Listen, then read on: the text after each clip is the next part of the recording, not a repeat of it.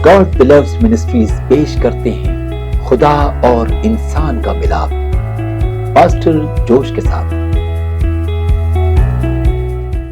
हमारे प्रोग्राम खुदा और इंसान का मिलाप में आप सबको खुशामदीद। मैं हूं पास्टर जोश और मैं निहायत खुश हूं कि आज एक बार फिर आप हमारे प्रोग्राम में शामिल हुए ताकि हम रोमियो की किताब का मुतालिया जारी रख सकें। अब अगर आपको याद हो कि पिछली बार हमने रोमियो के बाब को 3 हिस्सों में तकसीम किया था और आज हम रोमियो उसके दूसरे बाब का मुतालिया शुरू करेंगे और इसे भी हम 3 मुख्तलिफ हिस्सों में तकसीम करेंगे। अब रोमियो के पहले बाब के इख्तिताम पर पौलुस रसूल हमें बताते हैं कि इंजील की मुनादी करना हमारे लिए क्यों जरूरी है, और उसका जवाब यही है क्योंकि तमाम इंसानियत ने खुदा के खिलाफ बगावत की, इसीलिए तमाम इंसानों को इंजील की खुशखबरी की जरूरत है। और रोमियो 2 बाब में पौलुस रसूल खास तौर पर 3 मुख्तलिफ तरह के लोगों की बात करते हैं जिन्हें इंजील की खुशखबरी की जरूरत है।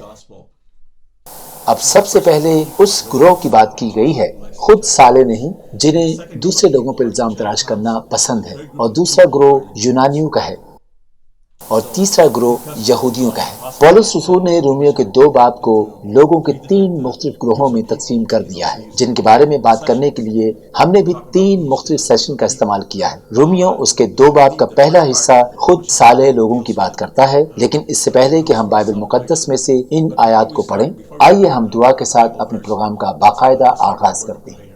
आइए दुआ करें। हमारे जिंदा आसमानी बाप, हम तेरा शुक्र करते हैं आज के इस दिन के लिए जो तूने हमें दिया। खुदावन, हम तेरी हुजूरी को यहाँ मांगते हैं, तू हमारे साथ हो और हमें वो अल्फाज दे जो तू हमसे कहलवाना चाहता है। खुदावन, तू मेरे होंठों को मसा कर ताकि जो कुछ मैं बोलूं वो लोगों को समझ आ सके, बल्कि तू मुझ में से होकर बोल। इसी तरह से खुदावन, तू तमाम सुनने वालों के कानों को भी मसा कर ताकि वो तेरे कलाम को न सिर्फ सुन सकें बल्कि उस पर अमल भी कर सकें। और खुदावंद, तू हमारे दिलों को भी तैयार कर ताकि हम तेरे कलाम की सच्चाइयों को जान सकें और तेरा कलाम हमारी जिंदगियों में 100 गुना फल ला सके और हम तेरे बताए हुए हुक्मों पर अमल कर सकें। खुदावंद, तेरा शुक्र हो। यीशु मसीह के नाम से ये दुआ मांग लेता हूँ, आमीन। रोमियो 2 बाब से शुरू करते हैं और उसकी 1 से 11 आयत तक पढ़ेंगे। रोमियो 2 बाब उसकी 1 से 11 आयत। बस ए इल्जाम लगाने वाले, तू कोई क्यों ना हो, तेरे पास कोई उज़र नहीं, क्योंकि जिस बात का तू दूसरे पर इल्जाम लगाता है उसी का तू अपने आप को मुजरिम ठहराता है, इसलिए कि तू जो इल्जाम लगाता है खुद वही काम करता है। और हम जानते हैं कि ऐसे काम करने वालों की अदालत खुदा की तरफ से हक के मुताबिक होती है। ए इंसान, तू जो ऐसे काम करने वालों पर इल्जाम लगाता है और खुद वही काम करता है, क्या ये समझता है कि तू खुदा की अदालत से बच जाएगा, या तू उसकी मेहरबानी और तहम्मुल और सब्र की दौलत को नाचीज जानता है और नहीं समझता कि खुदा की मेहरबानी तुझको तौबा की तरफ माइल करती है, बल्कि तू अपनी सख्ती और गैर ताइब दिल के मुताबिक उस कहर के दिन के लिए अपने वास्ते गजब कमा रहा है, जिसमें खुदा की सच्ची अदालत जाहिर होगी। वो हर एक को उसके कामों के मुआफिक बदला देगा। जो नेकोकारी में साबित कदम रहकर जलाल और इज्जत और बका के तालिब होते हैं उनको हमेशा की जिंदगी देगा, मगर जो तफिरका अंदाज और हक के ना मानने वाले बल्कि नाराजगी के मानने वाले हैं उन पर गजब और कहर होगा और मुसीबत और तंगी हर एक बदकार की जान पर आएगी, पहले यहूदी की फिर यूनानी की, मगर जलाल और इज्जत और सलामती हर एक नेकोकार को मिलेगा, पहले यहूदी को फिर यूनानी को, क्योंकि खुदा के यहाँ किसी की तरफदारी नहीं। अब जैसा कि मैंने अभी कहा कि ये हिस्सा उन लोगों की बात करता है जो खुद साले हैं, वो लोग जो दूसरे लोगों पर इल्जाम तराशी करते हैं, जो दूसरों को तनकीद करना पसंद करते हैं। और इसी तरह जब हम रोमियो की किताब के आखिरी हिस्से का मुताला करते हैं जहां पर पौलुस रसूल ये कहते हैं कि दुनिया में गुनाह इसीलिए है क्योंकि हमने खुदा के खिलाफ बगावत की है, ये खुद साले लोग ये कहते हैं कि देखो वो शख्स कितना बुरा है, वो कितने बुरे काम करता है। ऐसे लोग दूसरों पर इल्जाम लगाकर खुश होते हैं, लेकिन पौलुस रसूल ये कहते हैं कि दूसरों पर इल्जाम तराशी ना करो क्योंकि तुम्हारे साथ भी ऐसा ही किया जाएगा।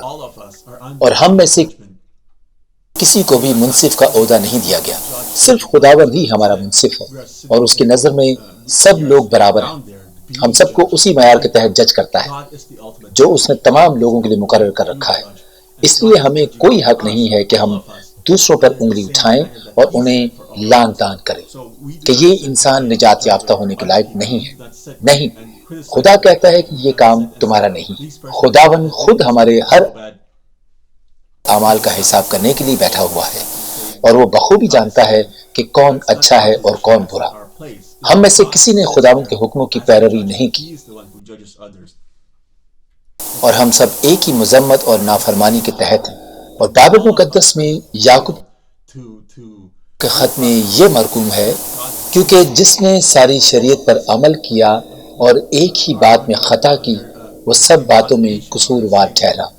یعنی ایسے شخص کو ہی قصوروار ٹھہرایا گیا ہے، چاہے اس نے ایک ہی خطا کیوں نہ کی ہو۔ وہ خداوند کے معیار پر پورا نہیں اترتا۔ ہم شاید قاتل نہ ہوں، ہم خونی نہ ہوں، ہم نے شاید کبھی بھی چوری نہ کی ہو، لیکن شاید ہم نے صرف ایک جھوٹ بولا ہو۔ اگر ہم نے اپنی پوری زندگی میں ایک بھی جھوٹ بولا ہے تو ہم قصوروار ٹھہرائے جائیں گے، کیونکہ جو معیار خداوند نے ہمیں دیا تھا ہم اس پر پورا نہیں اترے، اور ہم نے اس کی امیدوں کو پورا نہیں کیا۔ اسی لیے ہمیں کوئی حق نہیں ہے کہ ہم دوسروں پر انگلی اٹھائیں اور الزام تراشی کریں۔ اور پولس رسول بھی ہمیں یہی کہتے ہیں کہ جو لوگ یہ سوچتے ہیں کہ وہ خود صالح ہیں اور کوئی شخص بھی شریعت یا خداوند کے حکموں پر عمل کرنے کا پابند نہیں ہے، وہ سب قصوروار ٹھہرائے جائیں گے۔ لہٰذا ہمیں دوسروں پر انگلی اٹھانے اور ان کو لعن طعن کرنے کی ہرگز اجازت نہیں دی گئی، اور وہ محض اس لیے کیونکہ خداوند کے نزدیک سب برابر ہیں، کیونکہ یسوع مسیح نے خود کہا کہ وہ دنیا کا فیصلہ کرنے کے لیے نہیں آیا تھا، بلکہ وہ اسی لیے آیا تاکہ لوگوں کو ان کے گناہوں سے نجات دلا سکے۔ اور تمام مسیحیوں کی یہی ذہنیت ہونی چاہیے کہ جب ہم لوگوں کو برے کام کرتے دیکھیں، جب ہم دیکھیں کہ وہ خداوند کے احکامات کی اطاعت نہیں کر رہے، تو ہم دوسروں کو تنقید کرنے کے بجائے اپنی زندگیوں کو خداوند کے حکموں کے مطابق گزارنے کی کوشش کرنی چاہیے، خاص کر کے جب دنیا گہری تاریکی میں جا رہی ہے۔ ایسے میں ہمیں لوگوں کو خداوند کی طرف لانے کا ایک ذریعہ بننا چاہیے۔ ہمیں چاہیے کہ ہم سب کو اس فضل کے بارے میں بتائیں جو یسوع مسیح نے ہم پر کیا، اس نجات کے بارے میں بتائیں جو ہمیں یسوع مسیح کے وسیلہ سے ملی ہے اور جو تمام انسانوں کے لیے ہے۔ اور کیونکہ ہمیں نجات مل گئی ہے تو ہمیں دوسرے لوگوں تک بھی اس فضل کو پہنچانا چاہیے، تاکہ وہ بھی انجیل کی خوشخبری سے واقف ہو سکیں اور خداوند کے ساتھ اپنا تعلق مضبوط کر سکیں۔ ویسی زندگی گزارنی چاہیے جیسی یسوع مسیح نے اس زمین پر گزاری۔ یسوع مسیح زمین پر لوگوں کو تنقید کرنے نہیں آیا، بلکہ بچانے کے لیے آیا تاکہ لوگ کثرت کی زندگی پائیں۔ اور ہاں، یسوع مسیح جب دوسری بار آئے گا تب وہ منصف کی حیثیت سے آئے گا، لیکن اس کی پہلی اور دوسری آمد کے درمیان جو وقت ہم مسیحیوں کو دیا گیا ہے، اس میں ہماری کوشش یہی ہونی چاہیے کہ ہم زیادہ سے زیادہ لوگوں کو یسوع مسیح کی پہچان دلا سکیں اور یہ بتا سکیں کہ یسوع مسیح کون ہے اور اس نے ہماری خاطر صلیب پر کیا کیا۔ یسوع مسیح کے صلیب پر جان دینے ہی کی وجہ سے ہم نے خداوند کو جانا اور اس کے ساتھ رفاقت رکھنے میں کامیاب ہوئے۔ یسوع کے وسیلہ سے ہم نے یہ جانا کہ خداوند کتنا بھلا ہے، اور یہ اسی کی مہربانی ہے کہ ہم گناہگاروں پر یہ فضل ہوا کہ ہم توبہ کر کے ایک بار پھر یسوع مسیح کو اپنا نجات دہندہ قبول کر سکیں۔ لیکن اس سے پہلے کہ میں اس پر بات کروں، میں خاص طور پر دوسروں پر تنقید کرنا اور انہیں برا بھلا کہنا نہایت آسان ہے، لیکن خود معاشرتی برائیوں سے بچنا نہایت ہی مشکل۔ ہم اپنی دنیاوی زندگی میں اس قدر کھو چکے ہیں کہ ہم صحیح اور غلط کا فرق بھی بھولتے جا رہے ہیں۔ ہم صرف وہی کرتے ہیں جو ہمیں ٹھیک لگتا ہے، اور مسیحی ہونے کے ناطے ہمیں صحیح اور غلط کا فرق معلوم ہونا چاہیے۔ ہمیں یہ پتہ ہونا چاہیے کہ کیا اچھا ہے اور کیا برا، اور بائبل مقدس بھی ہمیں یہی بتاتی ہے کہ پولس رسول بھی ہمیں یہ ہدایت کرتے ہیں کہ دوسروں کو برا بھلا کہنا نہیں چاہیے اور کبھی کسی شخص کو پرکھنا نہیں چاہیے کہ یہ نجات یافتہ ہونے کے لائق ہے یا نہیں، بچائے جانے کے قابل نہیں ہے، کیونکہ ایسا کرنے سے ہم خداوند کی نظروں میں اپنی جگہ کھو دیتے ہیں اور اپنی برکت کو بھی کھو دیتے ہیں۔ انہی باتوں کی وجہ سے خداوند کے ساتھ ہمارا رشتہ کمزور ہوتا جاتا ہے۔ اسی لیے دوسروں کی برائی کرنے سے بہتر ہے ہم پہلے اپنے آپ کی درستگی کریں۔ آئیے پہلا کرنتھیوں اور اس کا 4 باب پڑھتے ہیں۔ ہم 3 سے 5 آیات کا مطالعہ کریں گے، اور پولس رسول کہتے ہیں، لیکن میرے نزدیک یہ نہایت خفیف بات ہے کہ تم یا کوئی انسانی عدالت مجھے پرکھے، بلکہ میں خود بھی اپنے آپ کو نہیں پرکھتا، کیونکہ میرا دل تو مجھے ملامت نہیں کرتا، مگر اس سے میں راست باز نہیں ٹھہرتا، بلکہ میرا پرکھنے والا خداوند ہے۔ بس جب تک خداوند نہ آئے اس وقت سے پہلے کسی بات کا فیصلہ نہ کرو۔ وہی تاریکی کی پوشیدہ باتیں روشن کر دے گا اور دلوں کے منصوبے ظاہر کر دے گا، اور اس وقت ہر ایک کی تعریف خدا کی طرف سے ہوگی۔ تو دیکھیے کرنتھیوں اس کے 4 باب اس کی 3 سے 5 آیات میں پولس یہی کہتے ہیں کہ وقت سے پہلے کسی بات کا فیصلہ نہ کرو جب تک کہ خداوند خود نہ آ جائے۔ تو پھر آئیے اسی کتاب اور اسی خط میں ہم کرنتھیوں اس کے 5 باب اور اس کی 3 سے 5 آیات تک کا مطالعہ کریں گے۔ آئیے پڑھتے ہیں۔ یہاں تک کہ سننے میں آیا ہے کہ تم میں حرام کاری ہوتی ہے، بلکہ ایسی حرام کاری جو غیر قوموں میں بھی نہیں ہوتی۔ چنانچہ تم میں سے ایک شخص اپنے باپ کی بیوی کو رکھتا ہے، تم افسوس تو کرتے نہیں تاکہ جس نے یہ کام کیا وہ تم سے نکالا جائے، بلکہ شیخی مارتے ہو۔ لیکن میں گو جسم کے اعتبار سے موجود نہ تھا، مگر روح کے اعتبار سے حاضر ہو کر گویا بحالت موجودگی ایسا کرنے والے پر یہ حکم دے چکا ہوں۔ کیا آپ نے دیکھا کہ پولس رسول نے خود کہا کہ اس نے پہلے ہی اس شخص کو پہچان لیا جو اپنے گناہ کی نمود و نمائش کر رہا ہے۔ اسے اپنے گناہ پر کوئی پچھتاوا نہیں، بلکہ وہ چرچ جا کر کھلم کھلا اپنے گناہوں کی نمود و نمائش کر رہا ہے۔ اور پولس نے کہا اس نے پہلے ہی جانچ لیا ہے، جبکہ پچھلے باب میں پولس نے یہی کہا تھا کہ ہمیں دوسروں کو تنقید نہیں کرنی چاہیے۔ جب ہم دوسروں کو لعن طعن کرتے ہیں، جب ہم یہ سوچتے ہیں کہ کوئی شخص بچائے جانے کے قابل ہے بھی یا نہیں، یا پھر وہ اس قابل ہے کہ ہم ان کے ساتھ رفاقت رکھ سکیں، پولس نے کہا کہ یہ سب غلط ہے۔ جبکہ کرنتھیوں کے 5 باب میں ہم دیکھتے ہیں کہ پولس کہہ رہے ہیں کہ جب کوئی مسیحی کھلم کھلا اپنے گناہوں کی نمائش کرتا ہے، جب وہ اپنے گناہ چھپانے کی کوشش بھی نہیں کرتا اور نہ ہی اپنے گناہوں پر پچھتاتا ہے، میں اسے پہلے ہی پہچان لیتا ہوں۔ اب دراصل پولس یہاں خود تنقید کر رہے ہیں۔ مسیحی ہونے کی حیثیت سے ہمیں صحیح اور غلط کے درمیان فرق پتہ ہونا چاہیے، لیکن جب ہم دوسروں پر انگلی اٹھانا شروع کر دیتے ہیں کہ کیا یہ شخص نجات یافتہ ہونے اور بچائے جانے کے قابل ہے یا نہیں، تو ہم غلط کرتے ہیں۔ ہمیں ایسا نہیں کرنا چاہیے۔ لیکن جب ہم لوگوں کے غلط رویوں کو دیکھتے ہیں کہ وہ کس طرح اپنے گناہوں کی نمائش کر رہے ہیں، تو ہمیں وہی کرنا چاہیے جو پولس رسول نے کیا۔ پولس نے اس شخص کی تنقید تو کی، لیکن اسے لعن طعن کرنے کے لیے نہیں، بلکہ اس لیے تاکہ وہ توبہ کر سکے اور خداوند کی طرف واپس رجوع کر سکے۔ دیکھیے، مسیحی ہونے کے ناطے ہم صحیح اور غلط رویے کو جانچ سکتے ہیں، لیکن کسی شخص کو نیچا دکھانے کے لیے نہیں، بلکہ اس لیے کہ ہم اس کو صحیح راستے پر لانا چاہتے ہیں تاکہ انہیں اپنے کیے پر پچھتاوا ہو اور وہ واپس یسوع مسیح کی طرف متوجہ ہو سکیں۔ اور پولس نے بھی یہی کیا۔ آئیے ہم پہلے کرنتھیوں اس کے 5 باب کا مطالعہ جاری رکھتے ہیں۔ ہم 4 آیت سے پڑھیں گے کہ جب تم اور میری روح ہمارے خداوند یسوع مسیح کی قدرت کے ساتھ جمع ہو تو ایسا شخص ہمارے خداوند یسوع کے نام سے جسم کی ہلاکت کے لیے شیطان کے حوالے کیا جائے، تاکہ اس کی روح خداوند یسوع کے دن نجات پائے۔ دیکھیے، پولس اس شخص کو لعن طعن نہیں کر رہا، بلکہ یہ امید کر رہا ہے کہ شاید اسے یہ احساس ہو جائے کہ جو کچھ بھی اس نے کیا وہ غلط تھا، اور وہ اپنے گناہ کی نمائش نہیں کرے گا، بلکہ اسے اپنے گناہ پر پچھتاوا ہوگا اور وہ خداوند کی طرف سے واپس متوجہ ہوگا تاکہ وہ بچایا جا سکے۔ اس کے برعکس اگر ہم کسی شخص کو ہر وقت تنقید ہی کرتے رہیں تو وہ شخص مزید برائی کی طرف چلا جائے گا اور ہم اس کی زندگی کو برباد کرنے کی وجہ بنیں گے۔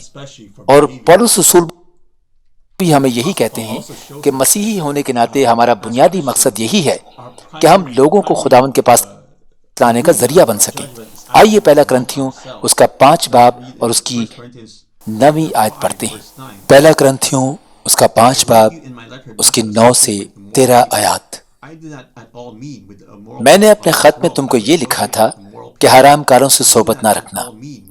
یہ تو نہیں کہ بالکل دنیا کے حرام کاروں یا لالچیوں یا ظالموں یا بت پرستوں سے ملنا ہی نہیں، کیونکہ اس صورت میں تو تم کو دنیا ہی سے نکل جانا پڑتا۔ لیکن میں نے تم کو در حقیقت یہ لکھا تھا کہ اگر کوئی بھائی کہلا کر حرام کار یا لالچی یا بت پرست یا گالی دینے والا یا شرابی یا ظالم ہو تو اس سے صحبت نہ رکھو، بلکہ ایسے کے ساتھ کھانا تک نہ کھانا، کیونکہ مجھے باہر والوں پر حکم کرنے سے کیا واسطہ؟ کیا ایسا نہیں ہے کہ تم تو اندر والوں پر حکم کرتے ہو، مگر باہر والوں پر خدا حکم کرتا ہے؟ بس اس شریر آدمی کو اپنے درمیان سے نکال دو۔ اب دیکھیے، پولس رسول ہمیں یہ بتا رہے ہیں کہ مسیحی ہونے کی حیثیت سے ہمارا فرض ہے کہ ہم دیکھیں کہ ہماری رفاقت میں کیا ہو رہا ہے، اور لوگوں کو پرکھنے کا بھی ایک صحیح طریقہ ہے، اور جب کبھی بھی ہم کسی کا برا رویہ دیکھیں تو اس شخص کو یہ بتا سکیں کہ یہ گناہ ہے، اور ہم یہ امید کر رہے ہیں کہ وہ خداوند کی طرف واپس متوجہ ہوں گے، اور خداوند ہمیشہ اپنے لوگوں کو معاف کرتا ہے۔ یہ اس کا پیار ہی ہے جو ہمیں توبہ کرنے پر مجبور کرتا ہے اور ہمیں واپس اس کی طرف متوجہ کرتا ہے۔ اور اگر ہم واپس رومیوں اس کے 2 باب کی بات کریں تو وہاں لکھا ہے کہ جب بھی ہم مسیحی ہونے کی حیثیت سے دوسروں کو پرکھتے ہیں تو وہ ہم گویا اسی امید کے ساتھ کرتے ہیں کہ وہ واپس خدا کی طرف متوجہ ہوں گے۔ انہیں اس بات کا احساس ہوگا کہ خداوند ان سے کس قدر پیار کرتا ہے، اور یہ خداوند کی رحم دلی ہے کہ وہ ان کے گناہوں کو برداشت کرتا ہے۔ خداوند ایک مکمل سچ ہے اور ایک ایسی حقیقت ہے جسے کوئی بھی جھٹلا نہیں سکتا، لیکن ہمیں دنیا کو یہ بھی بتانا ہوگا کہ خداوند نہایت ہی مہربان خداوند ہے۔ اس نے کہا کہ اپنے سارے بوجھ مجھ پر ڈال دو، کیونکہ اسے ہماری فکر ہے، اور اپنے خداوند کی یہی صفتیں ہم نے پوری دنیا کو دکھانی ہے کہ ہمارا خدا کس قدر خوبصورت خدا ہے، جو ہمارے گناہوں کے باوجود ہم سے بے پناہ محبت کرتا ہے۔ وہ ہمارے گناہوں کے باوجود ہمیں سزا نہیں دیتا، بلکہ رومیوں اس کے 2 باب اور 4 آیت میں پولس رسول کہتے ہیں کہ تو اس کی مہربانی اور تحمل اور صبر کی دولت کو ناچیز جانتا ہے، اور نہیں سمجھتا کہ خدا کی مہربانی تجھ کو توبہ کی طرف مائل کرتی ہے۔ یہ حقیقت ہے کہ جب ہم اس کی مہربانیوں کو دیکھتے ہیں تو ہم خود توبہ کی طرف مائل ہوتے ہیں، کیونکہ اس وقت ہمیں اپنی غلطیوں کا احساس ہوتا ہے۔ لیکن اس کا ہرگز یہ مطلب نہیں ہے کہ ہم خداوند کی مہربانی یا اس کے صبر کا ناجائز فائدہ اٹھائیں، کیونکہ خداوند کے صبر کی بھی ایک حد ہے۔ ایسا نہیں ہے کہ ہم گناہ پر گناہ کرتے چلے جائیں اور وہ ہمیں معاف کرتا چلا جائے گا۔ وہ ہماری غلطیوں کو صرف اس لیے نظر انداز کرتا ہے کیونکہ وہ چاہتا ہے ہم توبہ کریں اور اس کے احکام کے مطابق زندگی بسر کریں، اور یہی وجہ ہے کہ ابھی تک یسوع مسیح دنیا میں واپس نہیں آئے۔ یسوع مسیح کی دوسری آمد نہیں ہوئی کیونکہ اس سے پہلے ہی خداوند چاہتا ہے کہ ہر انسان کی توبہ تک نوبت آئے۔ وہ چاہتا ہے کہ ہم باقی لوگوں کو بھی اس کی پہچان دلائیں۔ اب سوال یہ ہے کہ جب لوگ ہمیں دیکھتے ہیں تو کیا انہیں ہماری زندگیوں میں خداوند دکھائی دیتا ہے؟ کیا انہیں ہماری گواہیوں سے برکت ملتی ہے؟ کیا ہماری بات چیت سے یہ ظاہر ہوتا ہے کہ ہم مسیحی ہیں؟ اگر تو انہیں ہمارے وسیلے خداوند کی پہچان ملتی ہے تو گویا ہم ایک اچھا کردار ادا کر رہے ہیں، لیکن اس کے برعکس اگر ہم لوگوں کے لیے ٹھوکر کا باعث بنتے ہیں تو لازم ہے کہ پہلے ہم خود کو ٹھیک کریں۔ جب ہم اپنے رویوں کو درست کریں گے صرف تبھی ہم دوسروں کو خداوند کی تعلیم دے سکیں گے، کیونکہ لوگوں کے لیے سب سے بڑا نمونہ ہم خود ہیں۔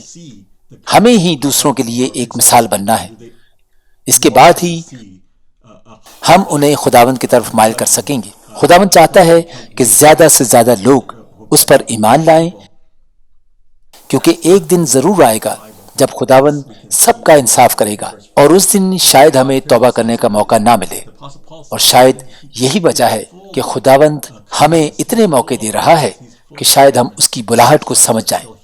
سب کچھ جاننے کے باوجود بھی ہم توبہ نہیں کرتے، ہم بس اپنی زندگیوں میں مصروف رہتے ہیں۔ ہمیں صرف اپنے گھر، اپنی نوکری اور اپنے بچوں سے پیار ہے۔ ہم پورے دن میں ایک بار بھی اس کے آگے جھکنے کی توفیق نہیں کرتے۔ ہم کہتے ہیں پہلے ہماری دنیاوی ضرورتیں پوری ہوتی رہیں، پھر اگر ہمیں کچھ وقت ملا تو ہم خداوند کو وقت دیں گے. ہم بھول جاتے ہیں کہ خداوند کی پرستش کرنے کے لیے تو کروڑوں فرشتے موجود ہیں. خداوند کو ہماری ضرورت نہیں ہے. یہ تو اس کا فضل ہے کہ وہ ہماری لاکھوں بے وفائیوں کے باوجود بھی ہمیں معاف کرتا ہے. اور خداوند کو ہماری نہیں بلکہ ہمیں خداوند کی ضرورت ہے، کیونکہ ہم اس کے بغیر کچھ بھی نہیں ہیں. خداوند کے بغیر ہم اس درخت کی مانند ہیں جو بڑھتا تو ہے مگر اس میں کبھی بھی پھل نہیں لگتا. ہم اپنی ساری زندگی دنیاوی چیزوں کے پیچھے گزار دیتے ہیں، لیکن جو ہماری تمام خواہشوں کو پورا کر سکتا ہے، جو ہمارے مقاصد کو پورا کرنے میں ہماری مدد کر سکتا ہے، ہم اس کو بھول جاتے ہیں. اور وہ شاید اسی لیے کیونکہ ہم خدا سے زیادہ انسانوں کو خوش کرنا چاہتے ہیں. اور جب ہم کسی مسئلے میں پھنس جاتے ہیں تو ہمیں خداوند کی یاد آتی ہے. انسان دراصل خود غرض ہے جسے ہمیشہ اپنی ہی فکر رہتی ہے، لیکن ہمیں ان تمام باتوں کو ترک کر کے خداوند کی راہوں پر چلنا چاہیے تاکہ ہم زیادہ سے زیادہ لوگوں کو اس کا گواہ بنا سکیں اور خود بھی نجات یافتہ ہو کر اس کے زندہ گواہ بن سکیں. تو اس سے پہلے کہ ہم اپنے آج کے اس پروگرام کا اختتام کریں، میں تمام لوگوں کو دعوت دینا چاہوں گا، خاص کر ان کو جو یہ پروگرام دیکھ رہے ہیں. اگر آپ پہلے خداوند کو نہیں جانتے تھے اور آپ نے ابھی تک خداوند کو اپنا نجات دہندہ قبول نہیں کیا تو میں آپ کو یہ موقع دینا چاہتا ہوں.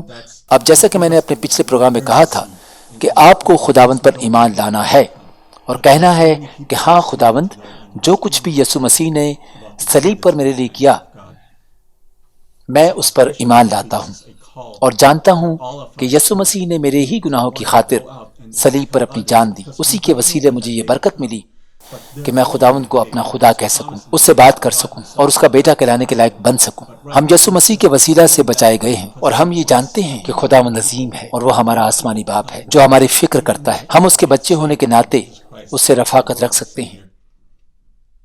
اسی لیے میں ہر انسان کو آج دعوت دیتا ہوں کہ وہ مسیحی کو اپنا نجات دہندہ تسلیم کرے اور اپنے دل میں کہے کہ خداوند، جو کچھ بھی تو نے صلیب پر میری خاطر کیا میں اس پر ایمان لاتا ہوں، کیونکہ میں اب جانتا ہوں کہ وہ میرے ہی گناہ تھے جن کی خاطر تو نے اپنی جان دی تاکہ میں خدا کے ساتھ بات کر سکوں، اس سے رفاقت رکھ سکوں اور اسے جان سکوں. تو آج سے اے خداوند، میں تجھ ہی کو اپنا خداوند مانتا ہوں اور میں اپنی زندگی تیرے ہی حکموں کے مطابق گزارنے کا فیصلہ کرتا ہوں. دیکھیے، یہ ایک سادہ سی دعا ہے جو آپ کر سکتے ہیں، اور اگر آپ نے ابھی میرے ساتھ یہ دعا کی ہے تو میں آپ کو مبارکباد پیش کرتا ہوں. میرا یقین اور ایمان ہے کہ اب آپ مسیحی ہیں، اور ایک بار پھر میں یہی کہوں گا کہ آپ اپنے کسی قریبی چرچ جائیں اور پاسٹر کو بتائیں کہ آپ نے ابھی کیا کیا ہے. لیکن اس سے پہلے کہ میں اس پروگرام کا اختتام کروں، میں ان تمام لوگوں کے لیے دعا کرنا چاہتا ہوں جو بیمار ہیں. تو اگر آپ چاہتے ہیں کہ خداوند آپ کو شفا دے اور تمام مشکلوں سے نجات دے تو آئیے دعا کرتے ہیں. ہمارے زندہ آسمانی باپ، میں آج کے دن کے لیے تیرا شکر کرتا ہوں. خداوند، میں تیرا شکر کرتا ہوں کہ یہ تیری مہربانی ہی ہے جو ہمیں توبہ کرنے کی طرف مائل کرتی ہے، اور یہ تیرا فضل ہے اور رحم ہے. ہم پر رحم کر کہ تو ہم سے اتنا پیار کرتا ہے اور ہمیں بچانا چاہتا ہے، تو ہمیں شفا دینا چاہتا ہے. تو خداوند، اس وقت ایسے بہت سے لوگ ہیں جو شفا چاہتے ہیں اور جو نجات یافتہ ہونا چاہتے ہیں. اس لیے خداوند، میں تجھ سے منت کرتا ہوں، تو اپنا شفا والا ہاتھ ان کی طرف بڑھا، تمام لوگوں کو شفا سے ہمکنار کر، اور اسی وقت تو خداوند بہت سے لوگوں کو بچائے گا. خداوند، ہم تیرا شکر کرتے ہیں کہ تو نے ہمیں اپنا نام بخشا. ہم تیرا شکر کرتے ہیں کہ تو ایک عظیم خداوند ہے، اور ہمارا ایمان ہے کہ بیماری چاہے کیسی ہی کیوں نہ ہو، مشکلات چاہے کیسی ہی کیوں نہ ہو، تو ان سے بڑھ کر ہے. تو ہمیں ہمیشہ بچا سکتا ہے اور ہمیں ہر طرح کی بیماری سے شفا دے سکتا ہے. تو کہتا ہے کہ میں تمہارے مانگنے سے پہلے ہی جانتا ہوں کہ تم کن کن چیزوں کے محتاج ہو. سارا جلال تجھ مسیحا کو ہی ملتا رہے. یسوع مسیح کے نام سے ہم یہ دعا مانگ لیتے ہیں، آمین. ایک بار پھر ہمارے پروگرام میں شامل ہونے کا شکریہ. امید ہے آپ پھر ہمارے پروگرام میں شامل ہوں گے. ہم رومیو 2 باب کا مطالعہ کریں گے، جس میں اگلی بار ہم اگلے 2 گروہوں کی بات کریں گے، ایک یونانی اور دوسرا یہودی. امید کرتا ہوں کہ ہم پھر ملیں گے. हमारे प्रोग्राम खुदा और इंसान का मिलाप में शामिल होने का शुक्रिया। अगर आपने पास्टर जोश के साथ मिलकर दुआ की है और यीशु मसीह को अपने खुदा और निजात दहिंदा की हैसियत से कबूल किया है, तो मैं आपसे दरख्वास्त करता हूँ कि अपने करीबी चर्च जाएं ताकि आप यीशु मसीह के मुतालिक मजीद जान सकें और उसमें बढ़ सकें। अगर पास्टर जोश के साथ दुआ करने के बाद खुदावंद ने आपको किसी भी बीमारी से शिफा दी है, तो बराए मेहरबानी इस चैनल से राब्ता करें और अपनी गवाही को उनके साथ बांटें। आपकी गवाहियाँ दूसरे लोगों की हौसला अफजाई करेंगी और इनसे यीशु मसीह जो हमारा निजात दहिंदा है उसके नाम को इज्जत और जलाल मिलेगा। खुदावंद तुझे बरकत दे और तुझे महफूज रखे। खुदावंद अपना चेहरा तुझ पर जलवागर फरमाए और तुझ पर मेहरबान रहे। खुदावंद अपना चेहरा तेरी तरफ मतवज्जो करे और तुझे सलामती बख्शे। गिनती 6 बाब 24 से 26 आयत।